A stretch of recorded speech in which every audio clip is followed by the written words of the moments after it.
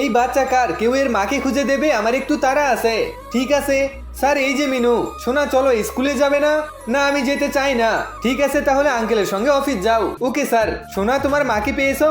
মামুর কাছে যেতে চাই। কত নাম্বার ফ্লোরে? 14। আমিও ওখানেই যাব। এখানে কেউ এই বাচ্চাকে চেনো? ঠিক আছে সোনা, তুমি এখানেই বসো। সুন্দরী দিদি, তোমার কোনো বয়ফ্রেন্ড না থাকলে আমার মামুকে বানিয়ে নাও। দুষ্টু কোথাকার। প্রিয়া, তুমি কোম্পানিতে তোমার মেয়েকে এনেছো, এটা কোনো পার্ক নয়। তোমাকে কে বলেছে খারাপ আন্টি?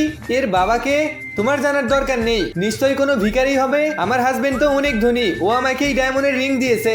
এইটা নকল। কি বললে তুমি? এরকম রিং আমি দেখিনি। তোমার মনে হয় আমি কোনো বাচ্চার কথা শুনবো? তাহলে নাও, তুমি দেখো। এটা তো সত্যি, ও আমাকে। মনে হয় তোমার হাজবেন্ড তোমায় সিরিয়াস নেয় না। আমি যাচ্ছি, আমার কিছু কাজ আছে।